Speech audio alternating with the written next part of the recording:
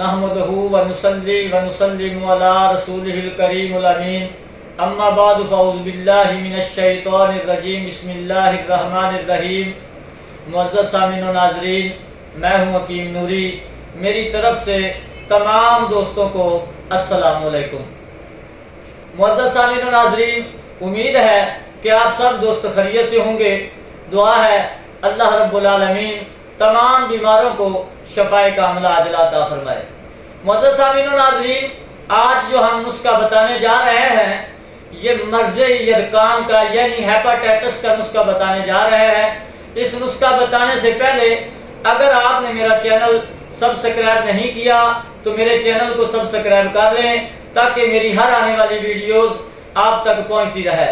मुअज़्ज़ज़ सामीन व नाज़रीन, आज जो हम नुस्खा बता रहे हैं अपने उस्ताद मोहतरम उस्तादुल हुकमा हकीम मोहम्मद शरीफ नागी साहब मरहूम, अल्लाह रब्बुल आलमीन उनके दर्जात को बुलंद फरमाए, अल्लाह रब्बुल आलमीन उनकी बख्शिश और मग़फ़िरत फरमाए।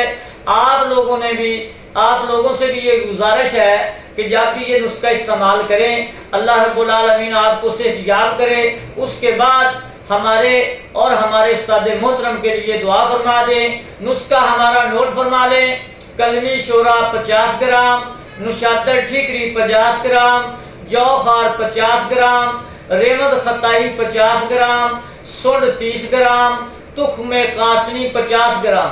इन तमाम चीज़ों का सफ़ूफ बना लें। आधा चम्मच सुबह नाश्ता के बाद, आधा चम्मच रात को सोते वक्त खाना खाने के बाद अरके कासनी या अरके मको के साथ इस्तेमाल करें। इसके चंद दिन के इस्तेमाल करने से इंशाअल्लाह ताला अल्लाह ताला के फजल करम से आप मुकम्मल तौर पर सेहतयाब हो जाएंगे।